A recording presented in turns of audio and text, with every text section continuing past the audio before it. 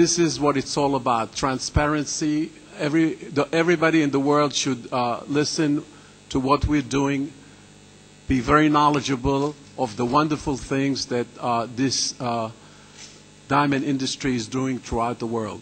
It is my distinct honor and pleasure to introduce to you Mr. Eli Yishai, the Deputy Prime Minister of the State of Israel. Mr. Yishai, please. I've gotten to know the diamond industry a little bit in my term as minister, and I must say that I've learned that it is a unique industry and it is has a fascinating approach, and I consider it to be of enormous importance, one of the most important industries in Israel.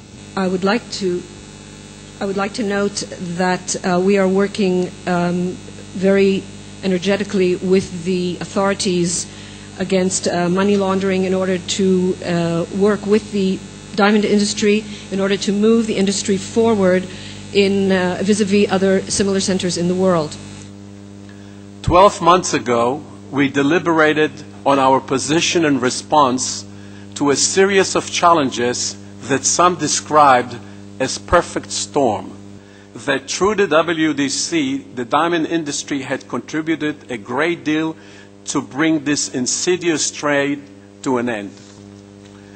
The last 12 months could prove to be the year that the WDC came of age. We have enhanced our role in the Kimberley process, demonstrating greater leadership and maturity, an achievement that would have not been possible without the support, expertise, and contribution from BHP Billiton, Rio Tinto, Leviathan, Tiffany, Alrosa, Sterling, ABN AMRO, and particularly De Beers. I believe that the World Diamond Council is a part of the future because there can be no turning back to the day when we were seen to be turning a blind eye.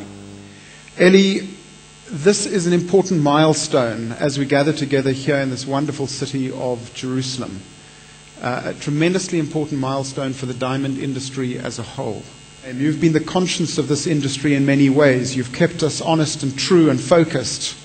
And so many others in this room have played a tremendously important role. First, it is important that the real efficiency of KP is determined. However, no one has ever revealed the calculation used to obtain those numbers. What about the diamonds handled by the cutting and polishing industry, which are often of particular interest to criminal organizations? In the nearest future, Alrosa intends to become a public company, maybe the first company of that size on the diamond market. It has been said, and it will be said over and over at this plenary meeting, but allow me to reiterate that we should not and we will not rest on our laurels as long as there are any conflict diamonds out there in the market.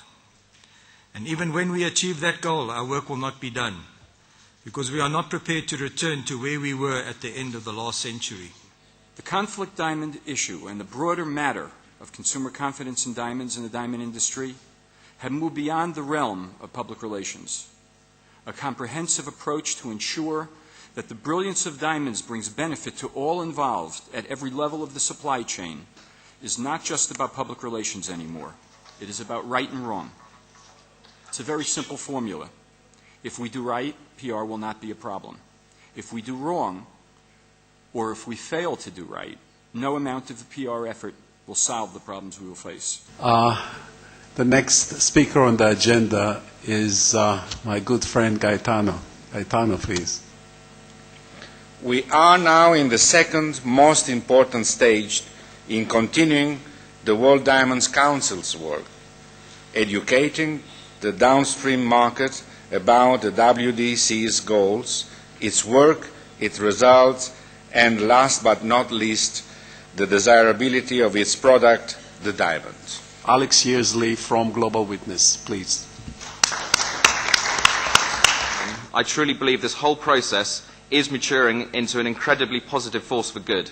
I believe that the World Diamond Council Technical Committee must be ready to step up to the mark as and when required to assist the international diamond community and the Kimberley process in particular, but above all the citizens of countries that are negatively affected by the impacts of those that trade in conflict diamonds.